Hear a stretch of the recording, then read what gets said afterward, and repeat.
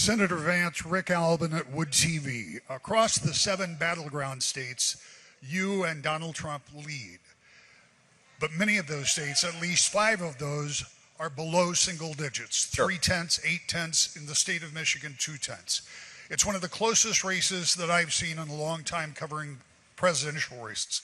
How concerned are you that those margins are too small and hard to defend?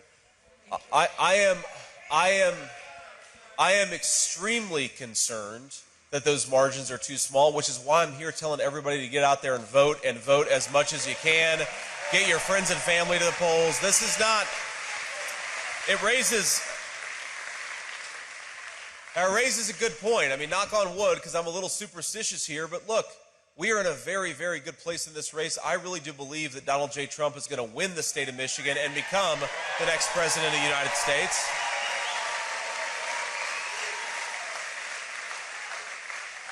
But it's not going to happen unless we work for it. And I do worry a little bit about my fellow Republicans. But again, we've got the Big Tent Common Sense Coalition. So when I say my fellow Republicans, I mean also the independents and Democrats who are voting for this ticket.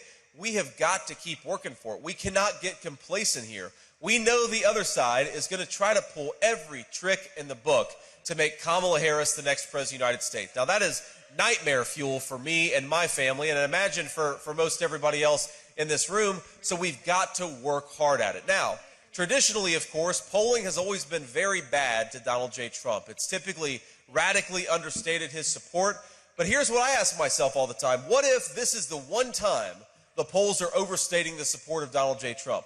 You don't want to be the person who could have been the difference between President Trump and President Kamala Harris and to have forgotten to vote. So get out there and vote. Let's do this thing.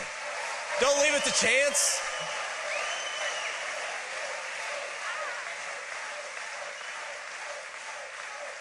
Because here's what it's ultimately at stake. And I want to remind you, as you're working hard over the next 7 days, and again, we've got plenty of room and plenty of space for people who want to volunteer, who want to phone bank, but the most important thing you can do is to get your friends and family who would vote the right way, make sure they actually get out there and get to the polls. Because a lot of folks, what we see right now is that Democrats are not getting their people who don't vote that often, those people are staying at home for the Democrats. The people who are going to vote for Donald Trump but don't always vote all the time, we got to make sure they get out there and get to the polls. That's really the name of the game. But we got to remember, this is not about beating the Democrats for its own sake. As much as fun as it will be to beat Kamala Harris and the Democrats on November the 5th, trust me, I'm going to enjoy it more than any person in this room. Why are we trying to beat the Democrats in this election? It's to give the American people the leadership that they deserve. That's what this is ultimately about.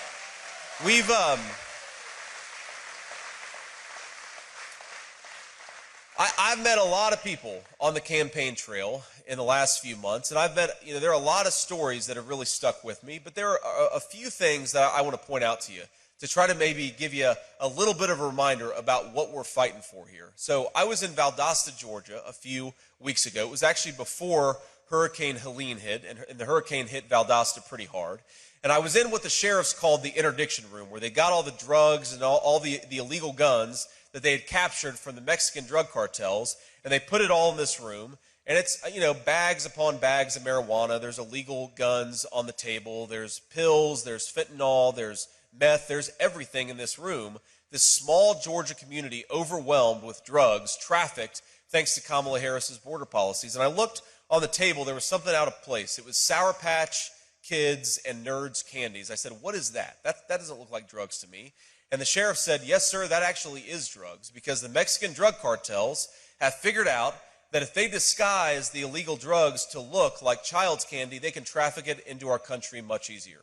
And we all know, especially those of us who are parents and grandparents, know that what's going to happen is one of those packets of candy is going to find its way to a playground in the United States of America. A child is going to open up a piece of candy and pay for that with their life. And that is what Kamala Harris's border policies are doing to this country. I mentioned that my mom struggled with addiction.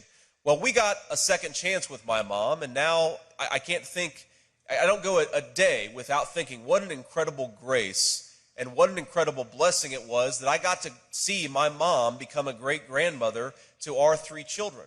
But how many, when 100,000 people are dying of drug overdoses in this country every single year, how many American families are getting robbed of their ability to get that second chance with their loved one, with their kid, with their mom or dad?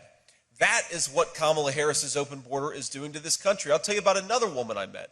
She told me that for 40 years, and this is a retiree, for 40 years, she and her husband did steak night on Friday night. I'm not talking about going to a fancy steakhouse to get a steak. I'm talking about going to the grocery store and grilling out. And we all know that it's those little rituals with our friends and family that actually make life meaningful and worthwhile. These are the things that we look forward to.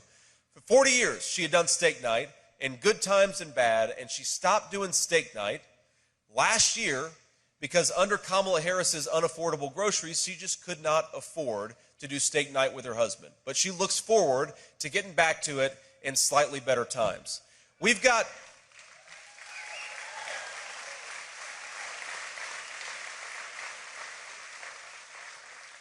our fellow citizens are losing their loved ones to drugs that are coming across the southern border. Our kids are growing up in communities that are less safe. Our retirees are unable to afford family rituals like steak night because of the broken leadership of Kamala Harris. What we get an opportunity in 7 days, my friends, is to give the American people a president who will fix what Kamala Harris has broken. We got 7 days to go. Let's get it done. God bless you guys. Thank you for having me. We'll see you soon.